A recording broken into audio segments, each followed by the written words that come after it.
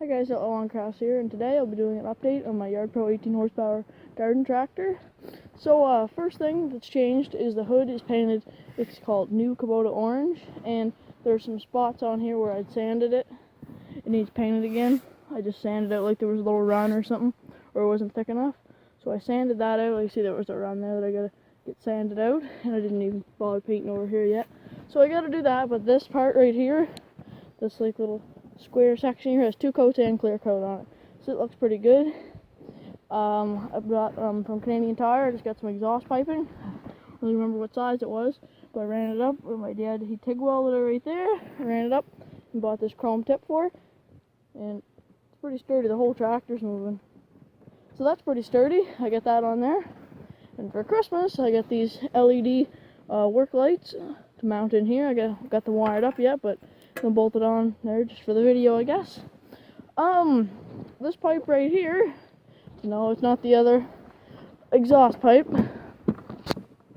It is the intake. I had the intake for just a while. It was just the intake right here, and I got for Christmas a $50 Canadian Tire gift card. So I just got this like piece right here. It had like, there's a piece of this size pipe goes down inside that, and then it just had threads right here and another piece that would thread on like a nut, and I put it in my dad's lathe and turned the threads down off of it to the right size, and it fit perfect in there. And I used the same stuff that I did with these. It's like PVC cement, and did that around there, and then put a bead of silicone around that too. Really wouldn't do much, but it's on there. And so there's a little piece of pipe in there to connect the 90 to that piece, and then a piece of pipe out here, another 90 in this piece. And then I didn't really think that it'd be strong enough, and it might vibrate like a lot, so I didn't want to break my intake or break this off. So I get a little piece of angle iron, bolted on right there, and then down here on the frame, it's bolted. Oh, you can't really see. It's bolted on right in there with 2 1/4-inch bolts. So that's about all for the tractor, I think. Oh no! Also, I got these 2. They're Dragon Gauge. They're not actually flickering. They're just the screen's doing that. But that one's oil temperature. This one's volts. They're digital LED. And this hole was already here for a gauge, and I just had to drill for that one. And that one went already in there. And I got a new ignition. My other one was no good, and that's wired into the ignition, so they come on whenever the tractor's running. And there's my kill switch. There's the wires for that. They're all heat shrink and soldered. I ran it over there to the coil, and that wouldn't stop coming off the coil, so I had to just put a little dot of solder on that.